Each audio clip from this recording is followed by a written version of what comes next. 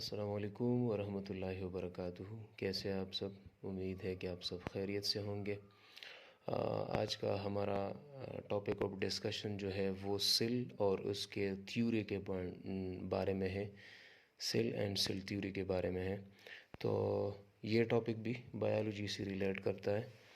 तो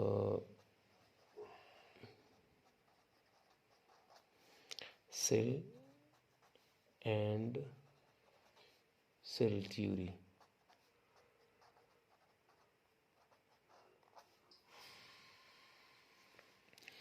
पहले तो हम जानते हैं कि सेल क्या है। तो पहले हम सेल को जानने की कोशिश करेंगे। सेल हमने पहले भी पढ़ा है कि cell it is actually a mass of protoplasm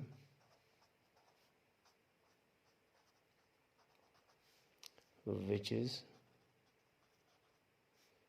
surrounded by cell membrane and having at least one nucleus is called cell. Cell actually a mass of protoplasm. Protoplasm हमने पढ़ा है कि protoplasm is actually cytoplasm plus nucleus या nucleoplasm. Nucleus में nucleoplasm होता है। जो cell में जितनी भी लिक्विड पोर्शन है, फ्लूइड पोर्शन है, उसको हम प्रोटोप्लाज्म कहते हैं। तो सेल में दो किस्म के फ्लूइड्स मौजूद हैं। एक को हम साइटोप्लाज्म कहते हैं जो कि सेल मेम्ब्रेन के नीचे होता है, और एक को हम न्यूक्लियोप्लाज्म कहते हैं जो कि न्यूक्लियर मेम्ब्रेन के अंदर होता है, नीचे होता है। तो प्रोटोप्लाज्म, साइटोप्लाज्म और न्यूक्लियोप्लाज्म या न्यूक्लियस की कम्बिनेशन को हम प्रोटोप्लाज्म कहते हैं, और इसमें तकरीबन 70% ऑफ द रिएक्शन जो है ना वो इसी प्रोटोप्लाज्म में होते हैं। तो इसलिए हम प्रोटोप्लाज्म को लिविंग एंटिटी भी कहते हैं। Living entity. अगर आपसे कोई पूछे कि प्रोटोप्लाज्म को हम क्यों लिविंग पार्ट कहते हैं, तो इसलिए हम लिविंग पार्ट कहते हैं क्योंकि 70% ऑफ द रिएक्शन जो होते हैं सेल के वो प्रोटोप्लाज्म में होते हैं, मतलब साइटोप्लाज्म और न्यूक्लियोप्लाज्म में होते हैं। तो मतलब सेल के जितनी भी प्रोसेसेस है वो डिपेंड करता है प्रोटोप्लाज्म की रिएक्शंस पे। तो इसलिए हम इसको लिविंग पार्ट या living entity of the cell कहते हैं। तो हमने पढ़ा कि it is a mass of protoplasm which is surrounded by cell membrane, क्योंकि इसमें न्यूक्लियस में न्यूक्लियोप्लाज्म और डीएनए, और इससे सराउंडेड सेल मेम्ब्रेन, इधर साइटोप्लाज्म। तो nucleoplasm, cytoplasm combine called protoplasm and which is surrounded by cell membrane and at least one nucleus, तो इसको हम सेल कहते हैं। दूसरा डिफिनेशन हम इस तरह भी कर सकते हैं कि it is the structural and functional unit of a body.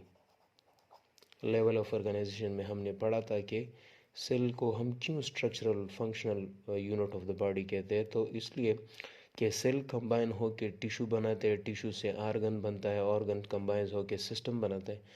तो ये एक मतलब हमारी बॉडी जो है ना वो सेल से बनी है। सेल्स कंबाइन होकर स्ट्रक्चर बनाती है, और वही स्ट्रक्चर्स जब बन के सेल से बन के फिर उसी स्ट्रक्चर्स का फंक्शन होता है। जिस तरह सेल्स कंबाइन होकर मसल्स बनाते हैं, मसल्स ये टिश्यू है, और मसल्स का काम जो है ना कंट्रैक्शन, रिलैक्सेशन, ये है। इस तरह सेल्स कंबाइन होके हमारे लिए जो है ना आई बनाई ऑर्गन। तो आई का फंक्शन है देखना। सेल्स कंबाइन होके टंग बनाई, टंग का टेस्ट फंक्शन है। तो इसी तरह सेल्स कंबाइन होकर स्ट्रक्चर भी बनाती है और उस स्ट्रक्चर की एक ख़ास फंक्शन होती है, तो इसलिए हम उसको cell is the structural and function unit of the body, इसको हम इस तरह भी कह सकते हैं।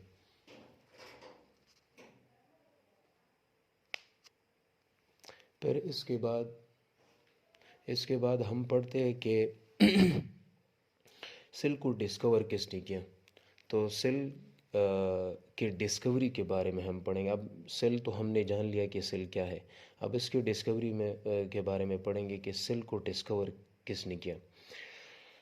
सेल के डिस्कवरी, तो सेल के डिस्कवरी में तो पहले सेल तो माइन्यूट स्ट्रक्चर है, इसको डिस्कवर करने के लिए पहले एक इंस्ट्रूमेंट की ज़रूरत होती है, जिस तरह हम माइक्रोस्कोप यूज़ करते हैं, माइक्रोस्कोप। तो सेल की डिस्कवरी के लिए ज़रूरी है microscope. Microscope is a combination of two words, micro mean small, scope mean vision. तो it is an instrument by which we can see small organisms which cannot be seen with naked eye. Microscope is an instrument which is used for the vision of small organisms or small things, creatures which cannot be seen with the naked eye. That instrument is called microscope. अब microscope को discover किया है ज़ैकेरस Jansen ने। ज़ैकेरस Jansen, ज़ैकेरस Jansen एक Holland का scientist था, मिडलबर्ग Holland से इसका ताल्लुक़ था। ज़ैकेरस जैनसन लोकेटेड या he was the citizen of Middelburg Holland. नाम जो है ना ज़ैकेरस जैनसन था। 1595 में ज़ैकेरस जैनसन जो है ना फर्स्ट माइक्रोस्कोप उन्होंने डेवलप किया।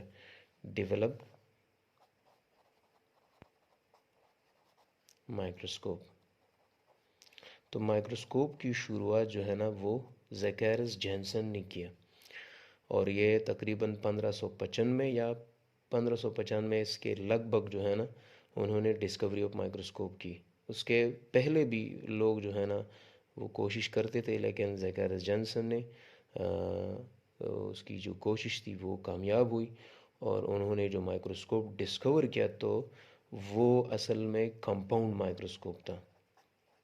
कंपाउंड माइक्रोस्कोप, कंपाउंड माइक्रोस्कोप वो होता है जिसमें एक से ज़्यादा लेंस हो, more than one lens. Zacchaeus Jensen discovered a compound microscope for the first time in 1595.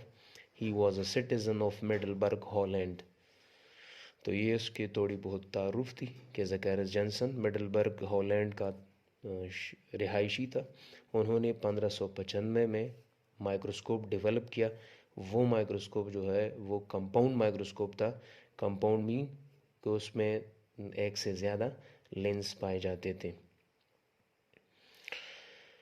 उसके बाद दूसरा एक साइंटिस्ट था जिसका नाम था एंटन वैन लीवनहुक। एंटन वैन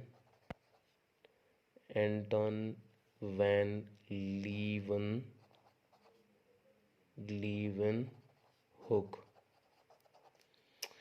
ये एक दूसरा साइंटिस्ट था और ये डच साइंटिस्ट था। Dutch, he was a Dutch scientist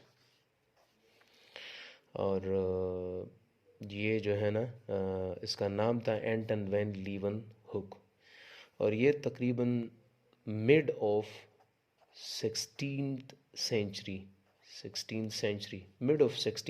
में ये आया था। इसका तकरीबन अगर हम देखा जाए इसका तकरीबन डेट ऑफ बर्थ 1623 से लेकर 1723, डेट ऑफ बर्थ जो है वो 1623 है, DOB और डेट ऑफ डेथ जो है वो 1723, तो लगभग उसका ज़माना 100 साल का था।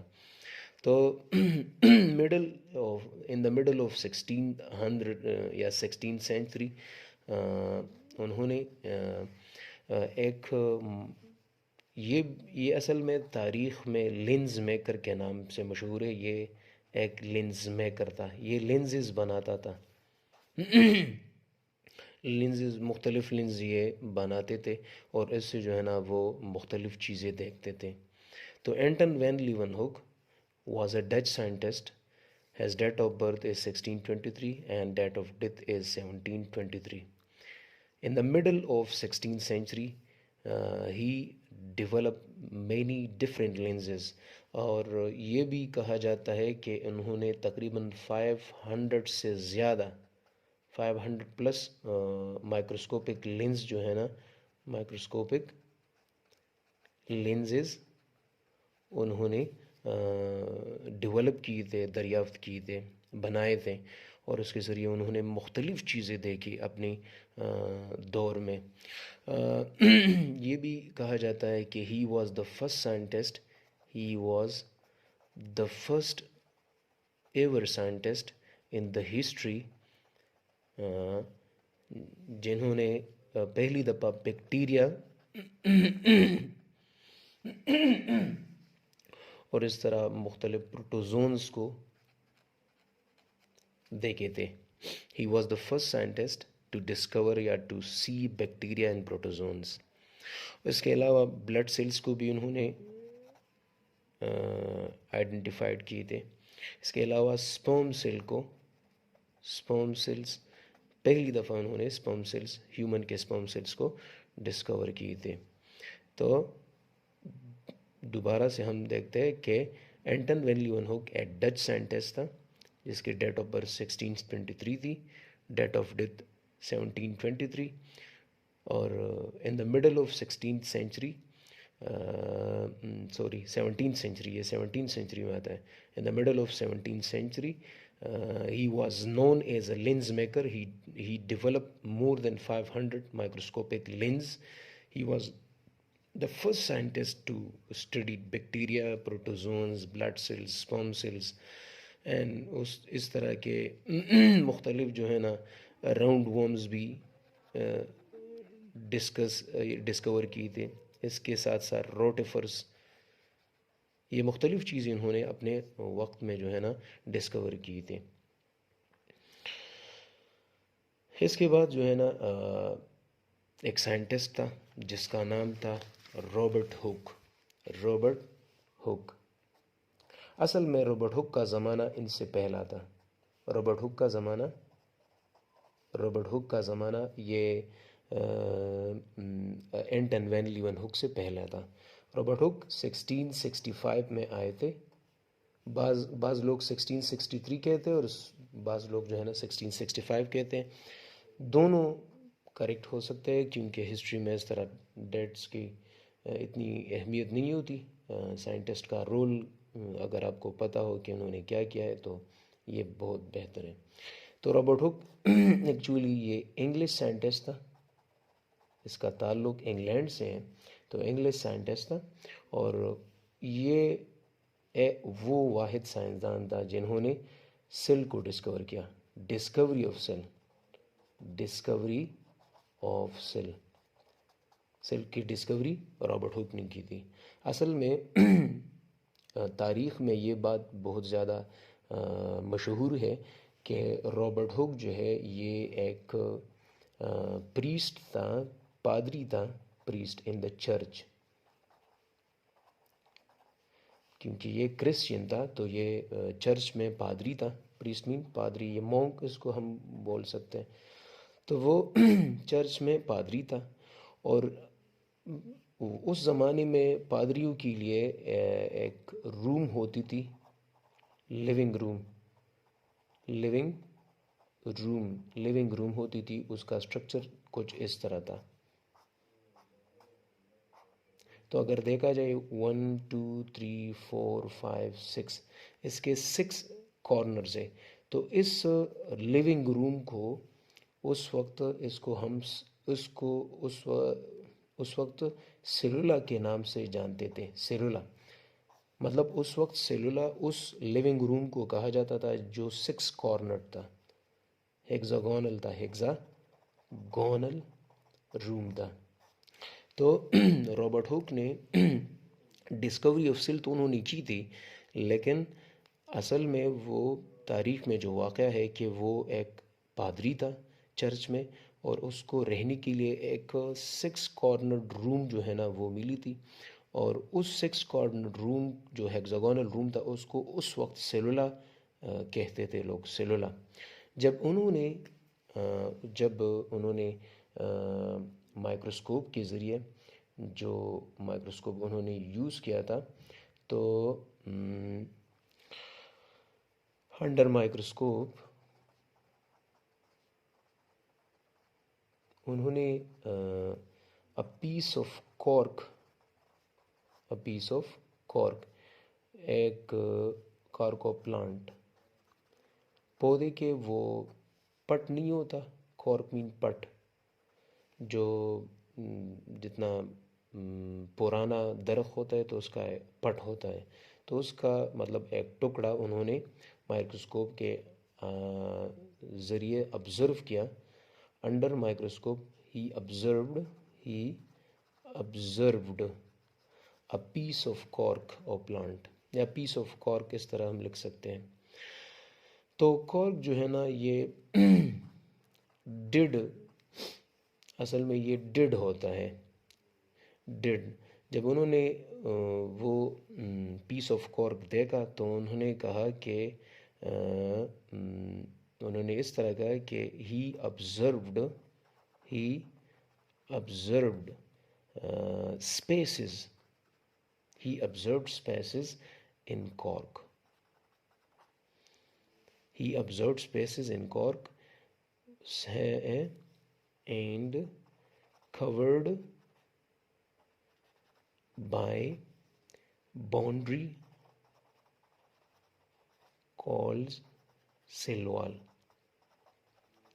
असल में रॉबर्ट हुक उन्होंने जब माइक्रोस्कोप के नीचे पौधे का कॉर्क जो पट था उसका कुछ हिस्सा माइक्रोस्कोप के नीचे ऑब्ज़र्व किया, तो उन्होंने देखा कि उस पट में जो है ना, उस कॉर्क में छोटे छोटे स्पेसेस है, और उस स्पेसेस से एक बाउंड्री वाल जो है ना वो उसके इर्द गिर्द एक बाउंड्री वाल मौजूद है। तो उन्होंने सिर्फ उस बाउंड्री वाल्स को देखे, उन्होंने सेलवाल को देखा, उन्होंने सेलवाल को देखे, लेकिन उस सेलवाल्स को देखे तो उन्होंने कहा कि इसमें जो अंदर छोटे छोटे खाली जगह हैं वो तो बिल्कुल 6 कॉर्नर रूम की तरह है, और उस 6 कॉर्नर रूम को उस वक्त वो सेलुला के नाम से जानते थे। तो उन्होंने कहा कि ये तो बिल्कुल सेलुला की तरह है। उन्होंने सेलवाल को देखा। He observed spaces in corks and which is covered by a boundary walls called cell wall. तो रॉबर्ट हुक असल में जब उन्होंने उस पीस ऑफ कॉर्क को माइक्रोस्कोप के नीचे ऑब्ज़र्व किया तो उन्होंने देखा कि बाउंड्री वाल्स है और इसके अंदर जो है ना छोटे छोटे खाली जगह है। तो वो बाउंड्री वाल्स और ख़ाली जगह को देखकर उसको ऐसा लगा जिस तरह एक हेक्सागोनल रूम जो उसमें वो रहता था सेलुला की तरह। तो he called these spaces which is surrounded by cell walls, he called it cellula. क्यों सेलुला का नाम दिया? Because it resembles the hexagonal rooms. तो इसकी रिजेंबलेंस हेक्सागोनल रूम्स के साथ रिजेंबलेंस की वजह से इन्होंने इसी स्पेसेस जो कि जिसके इर्द गिर्द सेलवाल है, इसी स्पेसेस और को उन्होंने सेलुला का नाम दिया। लेकिन ये जो सेल्स उन्होंने देखे थे ये डेड थे, बिकॉज इनमें सेलवाल था। द सेल्स और did because of because of thick cell wall, because of thick walls, cell wall. असल में सेल वॉल जो इमेच्योर प्लांट्स होते हैं, इमेच्योर सेल्स, तो उसमें सेल वॉल के दो लेयर्स होते हैं। एक को हम प्राइमरी वॉल और मिडल लेमेला। लेकिन जब सेल मेच्योर होता है तो मेच्योर सेल्स में फिर प्राइमरी वॉल, सेकेंडरी वॉल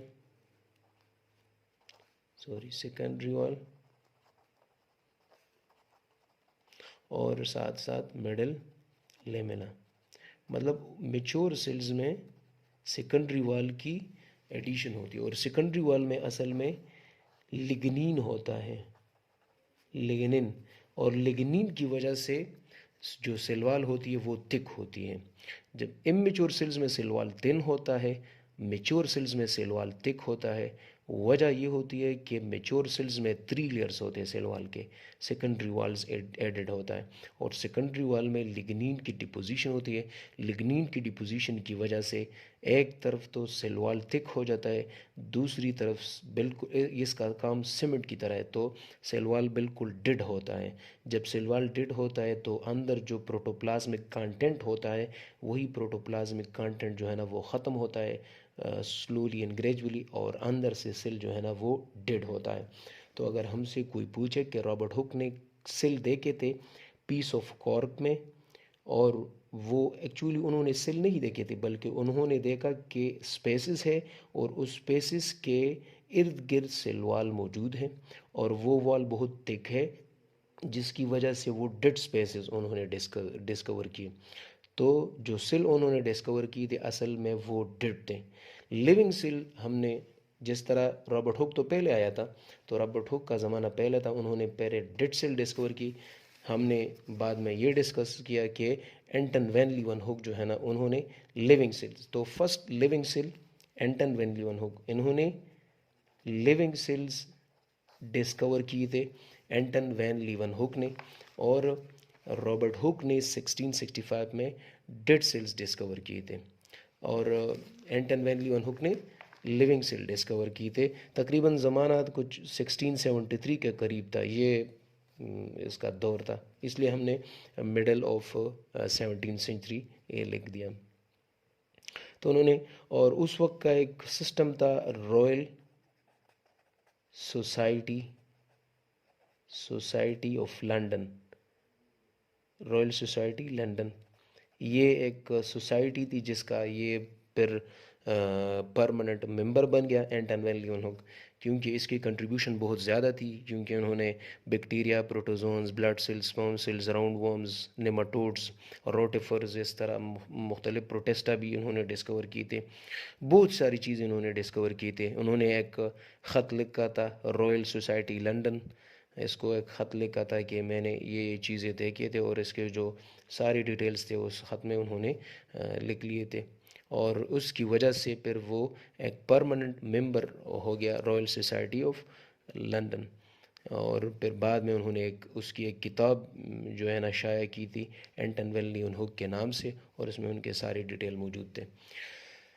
फिर जो है ना वो रॉबर्ट हुक का किस्सा जो पहले हुआ था, बाद में फिर एंटन वैन लीवन हुक, क्योंकि एंटन वैन लीवन हुक को हमने पहले डिस्कस किया था लेंस की वजह से, लेकिन सेल्स की वजह से अगर हम कहे तो रॉबर्ट हुक का ने सेल को पहला डिस्कवर किया, फिर वो डेड सेल थे, और वैन लीवन हुक ने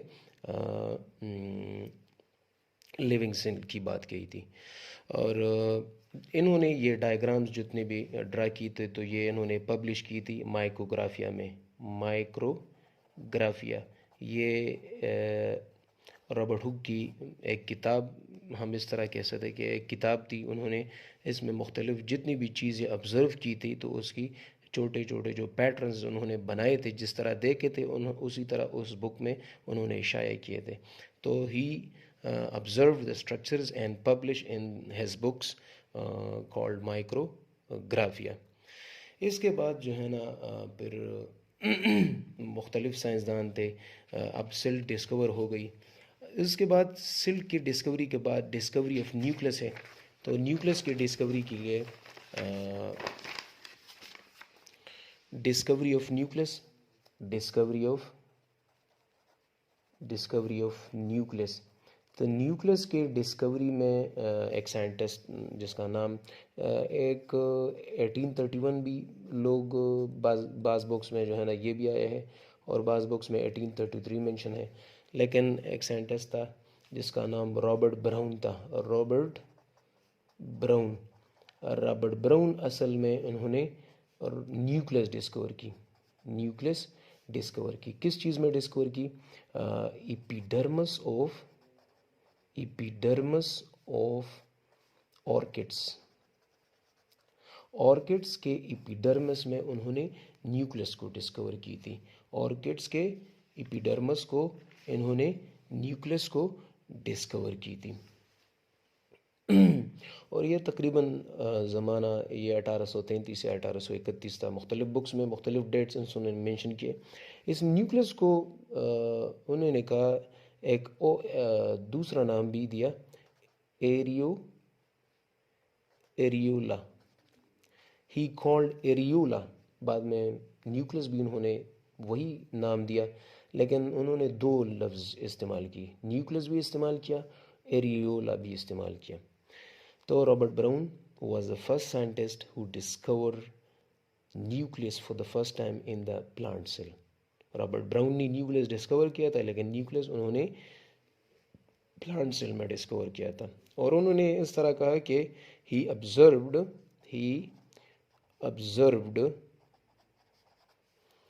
the epidermis of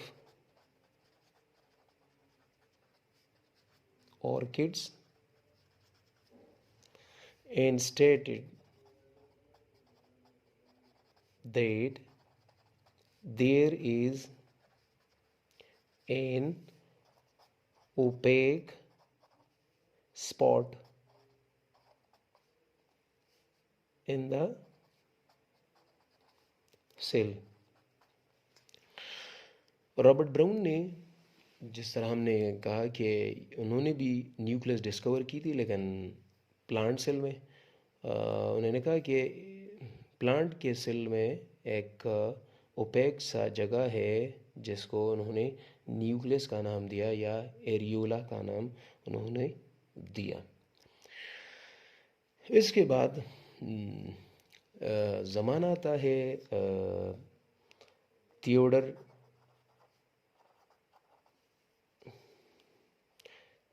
श्वान, और साथ में एक और साइंटिस्ट था जिसका नाम था मैथियास श्लीडन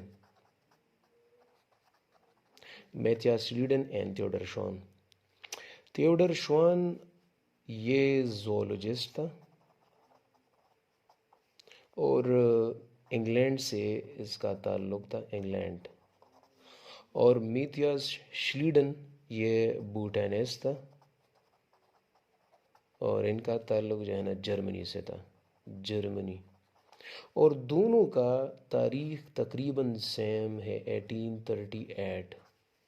लेकिन श्वान की जो पब्लिकेशन थी वो 1839 में उन्होंने पब्लिश की। वो क्योंकि उसकी जो रिसर्च थी उसमें कुछ मसले मसाइल थे, तो उन्होंने फिर बाद में मैथियास श्लीडन के साथ कुछ कम्युनिकेशन की और उसके जो जितनी भी उन्होंने पब्लिकेशन की थी प्लांट्स के बारे में, तो उन्होंने सेम एट इज़ जो प्रॉब्लम्स थी वो हल होगी। और 1839 में दोनों का एरा सेम था। 1838 में दोनों ने ये बात कही थी, लेकिन फिर उन्होंने पब्लिकेशन 1838 में की और उन्होंने अपनी जो पब्लिकेशंस थी, राइटिंग्स थी, वो 1839 को शाया की। दोनों ने कहा कि इसने कहा कि all plants are made up of cell, इन्होंने कहा कि all animals are made up of cell. तो हम कंबाइनली कहते हैं कि all plants and animals are made up of cells. Theodor Schwann और मेटा श्लीडन, इन्होंने कहा कि all plants and animals are made up of cell. ये बात इन्होंने कही क्योंकि श्लीडन बायोलॉजिस्ट था, बोटैनिस्ट था, तो उन्होंने कहा कि all plants are made up of cell. Schwann ने कहा कि all animals are made up of cell. तो कंबाइनली हमने एक पॉइंट बनाया कि इन दोनों साइंटिस्ट ने कहा कि ऑल प्लांट्स एंड एनिमल्स मतलब all living organisms are made up of cell. और ये असल में ये जो है ना एक इम्पॉर्टेंट बात थी। ये तो कंफर्म हो गया कि जितनी भी लिविंग ऑर्गेनिजम्स है वो सेल से बनी हुई है। इसके बाद ज़माना आता है, एक और साइंटिस्ट था जिसका नाम था Rudolf Virchow. Rudolf Virchow Rudolf Virchow एक साइंटिस्ट था। उन्होंने कहा, रूडोल्फ वर्को ने, कि क्योंकि रूडोल्फ वर्को एक माइक्रोबायोलॉजिस्ट था, माइक्रोबायोलॉजिस्ट, और साथ ही में वो पैथोलॉजिस्ट भी था। तो Rudolf Virchow was a microbiologist and pathologist. उन्होंने कहा कि जो न्यू सेल्स है, जो न्यू सेल्स है वो मेड अप ऑफ होते हैं, या इस तरह का कि all cells come from new cell by cell division, इस तरह उन्होंने बात कही थी Rudolf Virchow. Cell comes from other cell, ये बात कही कि Rudolf Virchow cells comes from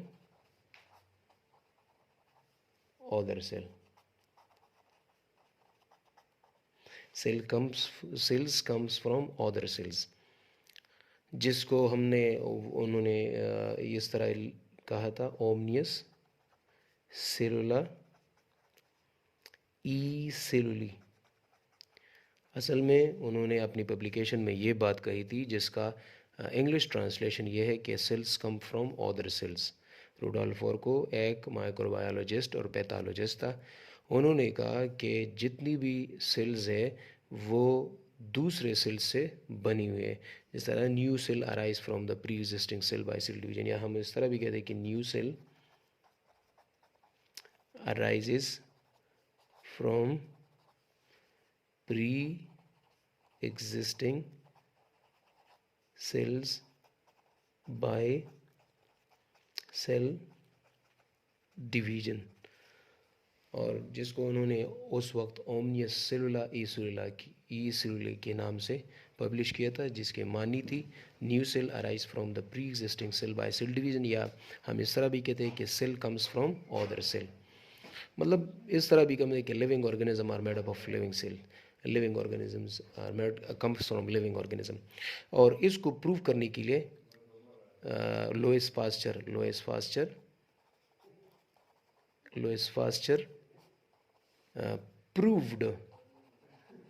proved the Rudolf Vircho's weaves। तो लोइस पास्चर फिर बाद में उन्होंने रूडोल्फ वर्को जी की जितनी भी वीव्स थी सेल के बारे में, यही पॉइंट जो उन्होंने कहा थी कि cell come from other cells, तो इन पे लोइस पास्चर ने फिर एक्सपेरिमेंट करके उन्होंने बताया कि हाँ बिल्कुल वर्को की बात जो है ना वो सही है, वो गलत नहीं है, वो ठीक है।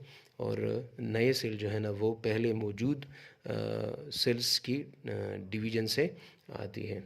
तो ये लोइस पास्चर ने फिर विद एक्सपेरिमेंट जो है ना उन्होंने प्रूफ की। वो बायोजेनेसिस का जो है ना असल में वो बायोजेनेसिस का मानने वाला था, और उन्होंने कहा कि living organisms are made up of living organisms, cells come from other cells, ये बात उन्होंने कही। इसके बाद जो है ना और भी साइंसदान थे, जिस तरह लेमार्क ने ये बात कही। लेमार्क ने ये बात कही कि नो लाइफ विदाउट सेल, मतलब वही बात है जिस तरह हमने कहा कि all living organism are made up of cell. तो मतलब लेमार्क की बात सही है कि without cell life is impossible. Means जितनी भी लिविंग ऑर्गेनिजम्स है वो सेल से बनी हुए हैं। अगर सेल ना होता तो लाइफ ना होती, मतलब लिविंग ऑर्गेनिजम्स ना होती। तो लेमार्क ने ये पॉइंट जो है ना डिस्कस की। इसके अलावा एक साइंटिस्ट था जिसका नाम था फर्किंजी। इन्होंने और भी बहुत सारे काम किए। फर्किंजी फाइबर जो हार्ट में होते हैं, वो भी फर्किंजी डिस्कवर्ड प्रोटोप्लाज्म। ये साइटोप्लाज्म और न्यूक्लियोप्लाज्म, ये जो है ना फर्किंजी एक साइंटिस्ट था, उन्होंने डिस्कवर की थी। और फर्किंजी ने तो दूसरा काम भी किया गया, वो फर्किंजी फाइबर जो कि हार्ट में पाए जाते हैं, तो उन्होंने ये काम। इसके अलावा एक और साइंटिस्ट था जिसका नाम था लॉरेंस ओखन। लॉरेंस ओखन असल में एक जर्मन साइंटिस्ट था, German natural philosopher and microscopist. तो वो जर्मन साइंटिस्ट था लॉरेंस ओकन, और उन्होंने जो कही कि living organism are made up of cell, ये बात जो फिर बाद में ये बात उन्होंने तकरीबन 1805 में कही थी कि living organisms are made up of cells. तो ये पॉइंट जो है ना, ये लॉरेंस ओखन ने 1805 में कही थी। Lorenz Oken, a German natural philosopher and microscopist, he stated that living organisms are made up of cells. ये बात उन्होंने 1805 में कही थी। और फिर बाद में थियोडर श्वान और मेथिया श्लीडन ने प्रूफ किया कि हाँ, ओकन्स की बात सही थी। प्लांट्स और एनिमल्स जितने भी माइक्रो लिविंग ऑर्गेनिजम्स है, ये सेल से बनी हुई है। तो ये मुख्तलिफ साइंटिस्ट थे और उन्होंने मुख्तलिफ सेल्स के मुख्तलिफ डिस्कवरी की है, सेल के डिस्कवरी में अहम किरदार अदा किए हैं। अब हम चलते हैं सेल थ्योरी